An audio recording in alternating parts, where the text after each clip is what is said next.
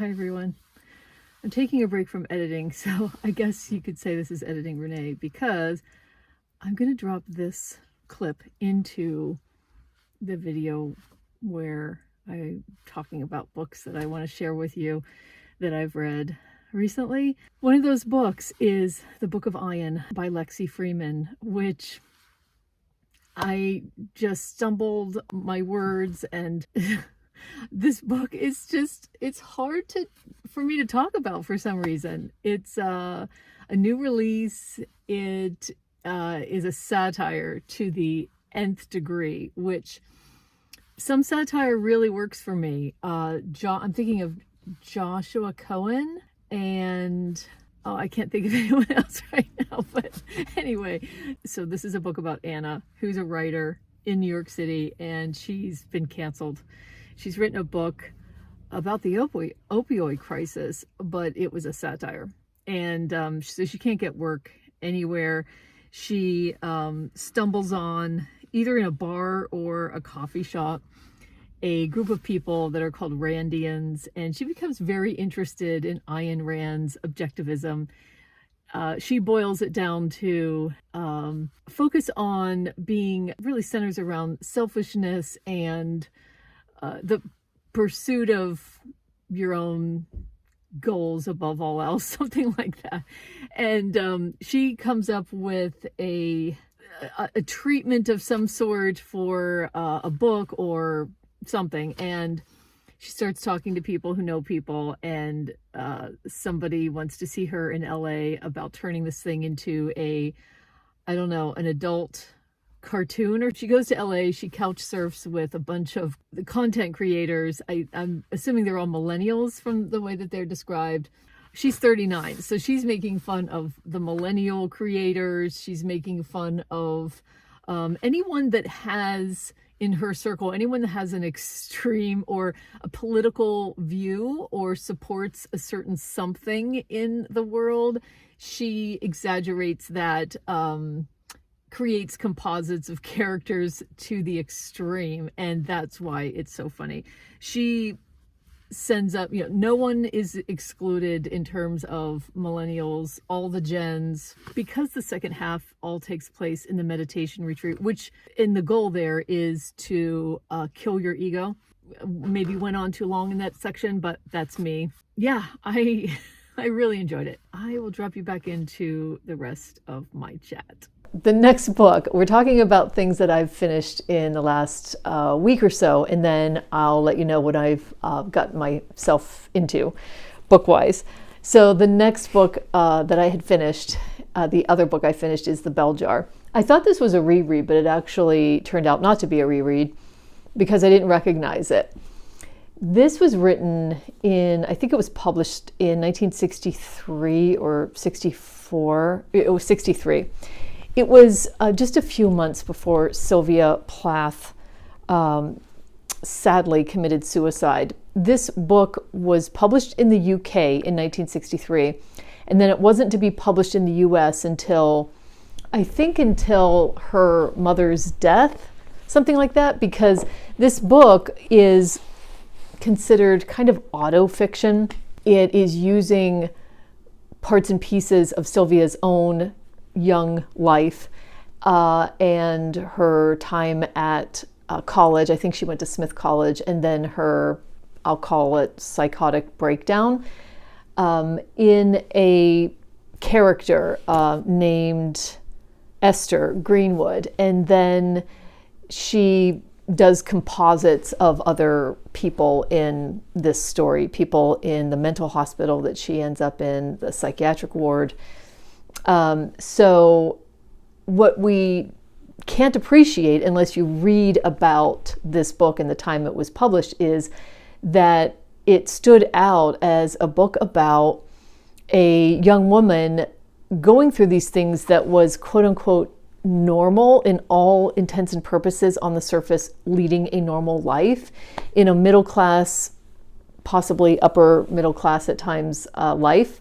In 1963, this was a very original type of book.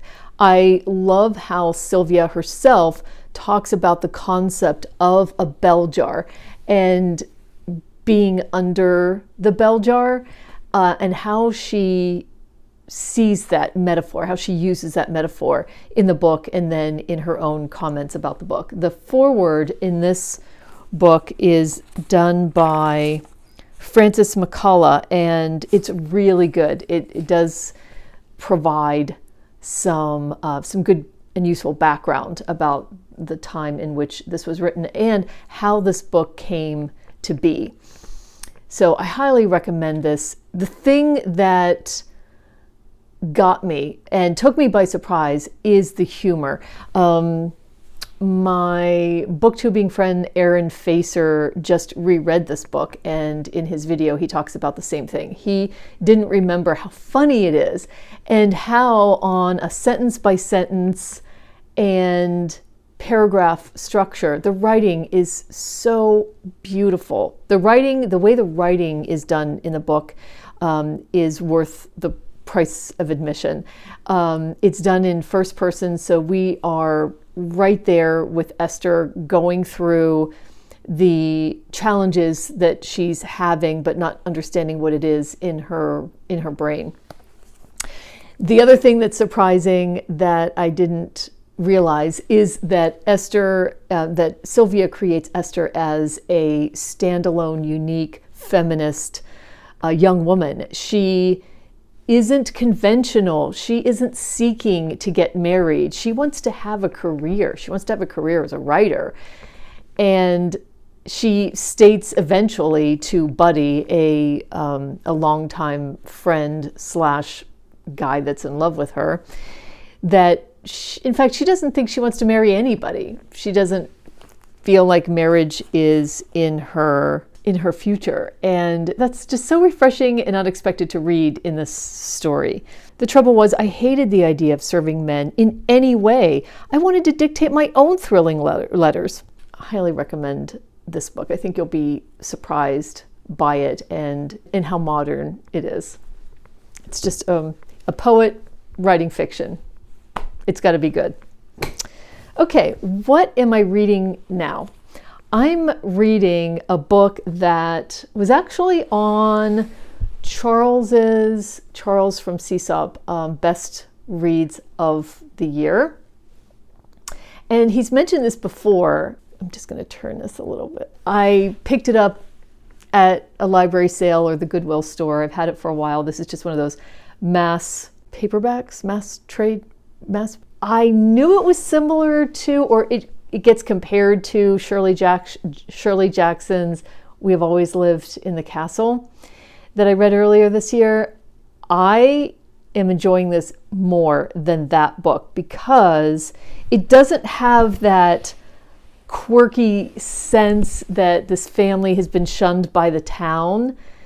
This family is unique for sure, and the young woman writing her diary is hilarious and wants to be a writer, and we get to know her family, her father, who's written a really famous and well-received book but has never written again, her sister Rose, and her husband's second wife since their mother has died, how they're renting this castle from a family, and plot ensues. I am in love with this character, a 17-year-old Cassandra. I love the way that they're managing and just trying to enjoy life without having any money. They don't have two nickels to rub together, so to speak. Let's see, when was this written? In the 1940s? Let's see, 1948. And Dodie Smith is the woman who wrote 101 Dalmatians. So she was writing for children too. I absolutely love the wit, the humor, the intelligent humor. I'm captivated by this book. I am so enjoying looking forward to reading this when I go to bed. I'm reading it before I go to sleep. I start to think about it as it's getting time for me to go to bed because I want to keep reading this. I just can't. If you liked We Have Always Lived in the Castle, I'm betting you're going to really like this one. I like this one better. So highly recommend. And then from the library, right now, I'm reading two things. One is this new release book. I saw it, I think, in the New York Times, and the minute I saw it, I ordered it from the library. I knew I would enjoy it if it was written well. And it's called Warhol After Warhol, Secrets, Lies, and Corruption in the Art World by Richard Dorment. Dorment? And this story is about this screen print, silk screen. This was a book called Self-Portrait in Red, I believe. And it was a series of silk screens that were made as Warhol was making these silk screens in 1965. Let me find the name of it. Red Self-Portrait. So this was a series of silk screens that were made, and this art collector, Joe Simon, who's an American film producer and art collector, called up Richard Dorment. Dorment is like an art critic and is someone that is known to be able to give comment and professional comment about whether a painting or an artwork is authentic or not. And Joe reaches out to Richard, even though Richard doesn't do this for a living, and the story unfolds from there. Richard gives some really good and interesting and well-written background about how did we get here? Why are the self-portrait, the red self-portraits done in 1965 different than other silk screens that Warhol has done? I'm interested in this because I'm a Warhol fan. Here in Pittsburgh, we are very fortunate to have the Andy Warhol Museum, which has not only works. I think it's over 300 works of Andy Warhol in that museum, which is multiple stories, but also all of his time capsules. So if you're interested in seeing the time capsules that Warhol put together on a yearly basis, then they are there in these beautiful tables with glass tops, and the capsules are laid out in really interesting ways. The museum hosts a lot of exhibits, mostly, of course, modern art exhibits. Anyway, there's an Andy Warhol art authentication board, and this art collector, Joe, eventually goes to the board to try to get this painting and then another one authenticated, and they reject it. So the whole story unfolds about what would make this, is it true? Is it not real? It's interesting stuff to me. I think this is really well done, well written. I got through like a quarter of it in a blur. It was so compelling and well written. Then I have started reading a Kate Briggs. So this particular Kate Briggs is called This Little Art. And I started here because there's a read-along that a few people have put together to read Kate Briggs and someone named Roland Barthes, who I don't know, so I have to do some homework about who Roland Barthes is. But I started reading this. The read-along hasn't started yet. It's starts in mid-January, but I'll link the information down below in case you're interested in reading along. This, Kate Briggs is a translator, and what was so interesting in this is, so it's kind of like free-flowing.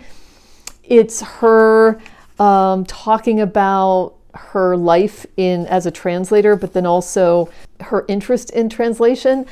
Don't do translations. I remember being advised about a decade ago by a well-meaning professor, at least not if you're planning on making a living, or let's say on getting a job in the university. It's a thankless thing, really. So what I wouldn't have known is that this book starts off talking about a section in Thomas Mann's The Magic Mountain, which is the section that happens about halfway through the book, where the main character, Hans Castorp, is having a conversation during this winter festival, which is like a carnival, with the person that he is clearly in love with, that is also a patient at this sanatorium. Her name is Frau Schoschat. Hans is finally in close proximity to Frau Schoschat, and he is having a conversation with her. The conversation, though, turns to being done largely for a few pages in French. And so I've been slow reading this, by the way, all year, like no timeline, just finally listening to it in audio, which is weird for me, and then also physically reading it. The point that Kate Briggs makes about that section, which is so fascinating to me, is that Thomas Mann is German. He's writing The Magic Mountain in German. Hans Castorp is trying to have a conversation with Frau Schoschat in French. He says, I don't really speak French very well. I can understand French okay, but I can't speak it. So it's Thomas Mann trying to write German words in French. But this book is translated into English. And how much of a chore it is for a translator to take the German that Thomas Mann translated these German words into French and then put the whole thing in English while keeping true to how Thomas Mann wrote it. I just thought, and I'm only in the beginning of this. Yeah, very fascinating. Early days, I have no idea. But so far, it was just so timely that they're talking about a place in the Magic Mountain that I had gotten to. Please join the conversation. I want to hear all your thoughts about Dodie Smith and the bell jar, your experience with Kate Briggs. Let me know if you've got, I don't have it with me anymore, but let me know if you've gotten the Book of Iron on your radar. Have you picked it up? Do you have it on hold at the library? I would love to know. Thanks so much for joining me, and I will see you on the next one.